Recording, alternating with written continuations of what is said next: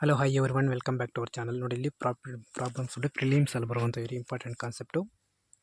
Market price ಯಾವ ಥರ calculation ಮಾಡಬೇಕು ಫ್ರಾಕ್ಷನ್ ಕೊಟ್ಟಾಗಂತ.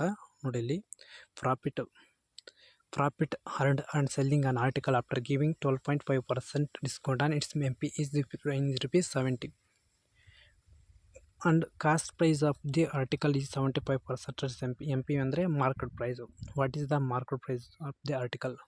ಮಾರ್ಕೆಟ್ ಪ್ರೈಸ್ ಎಷ್ಟು ಅಂತ ಕಂಡುಹಿಡಬೇಕು. ನೋಡಿ ಇಲ್ಲಿ 12.5% 1/8.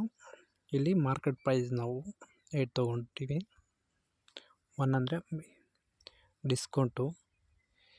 ಮಾರ್ಕೆಟ್ ಪ್ರೈಸ್ ಮೈನಸ್ ಡಿಸ್ಕೌಂಟ್ ಅಂದರೆ ಸೆಲ್ಲಿಂಗ್ ವ್ಯಾಲ್ಯೂ ಬರುತ್ತೆ. Selling value 7.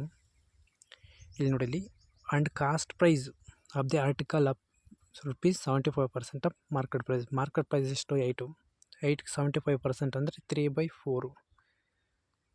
4 1s 4 2s 3 into 6. Cost price ನಮ್ಗೆ 6. ಕಾಸ್ಟ್ ಪ್ರೈಸ್ 6 ಬರ್ತಾಯಿದೆ. ನೋಡಿ ನಮಗೆ ಮಾರ್ಕೆಟ್ ಪ್ರೈಸ್ ಎಷ್ಟು ಅಂತ ಕಂಡುಹಿಡಬೇಕು. Profit earned on selling on article after giving 12.5% discount on its MP is ₹70 ಅಂದರೆ ಪ್ರಾಫಿಟ್ ಅರ್ನ್ಡ್ ಎಷ್ಟು? ನೋಡಿ ಪ್ರಾಫಿಟ್ ಅರ್ನ್ಡ್ ಅಂದರೆ selling price minus cost price ಎಷ್ಟು? 1. Selling price minus cost price 1. 1 for profit value 1. 1 part value ₹70. ನಮಗೆ market price ಎಷ್ಟು ಅಂತ ಬೇಕು. Market price ಎಷ್ಟು? 8. ನೋಡಿ ಇಲ್ಲಿ 1 ಪಾರ್ಟ್ ವ್ಯಾಲ್ಯೂ 70 ಆದರೆ 8 ಪಾರ್ಟ್ ವ್ಯಾಲ್ಯೂ ಎಷ್ಟು? 560. 1 ಪಾರ್ಟ್ ವ್ಯಾಲ್ಯೂ 70 ಆದರೆ 8 ಪಾರ್ಟ್ಸ್ ವ್ಯಾಲ್ಯೂ 8 into 70 560.